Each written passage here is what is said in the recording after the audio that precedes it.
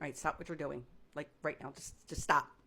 And if you're a true crime junkie, you need to go and watch the brand new 3-part docuseries out now on Hulu that is called Capturing Their Killer, The Girls on the High Bridge. And this is a story that we know. If you're a true crime junkie, you already know the story, and it's a story of Abby Williams, 13, and Libby German, who was 14, that back in February 2027, they went missing, and then they were later discovered murdered. And Richard Allen eventually is charged and convicted of this crime.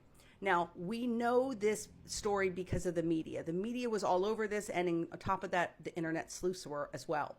The first part of the series talks about the girls and who they were and their family, and they interview their family, they interview friends that knew them, and that was really great to see, is a documentary that wasn't all about the crime itself. It does talk about the crime, but it doesn't really get into a lot until the trial itself, and the defense and the prosecution is talking in this docuseries.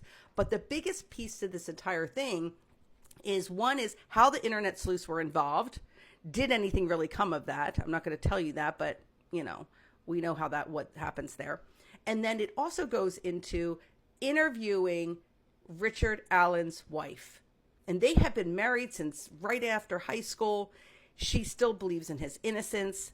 And it's very, very emotional. It's like, you feel for her, but, he's a murderer. She, again, believes he's innocent. And a lot of people actually believe he's innocent. They don't believe that there's actually enough evidence to have even convicted him. His lawyers go into also explaining what their theory actually was and what they think actually happened versus Richard Allen being guilty. And then the prosecution also is being interviewed. They take you through that whole process of other suspects. They take you through the evidence or the lack of evidence. It goes into all of it. This is really well done. I'm giving it a 4 out of 5 stars. Obviously, the reason why it's not a 5 in my mind is because we don't hear from Richard Allen, right?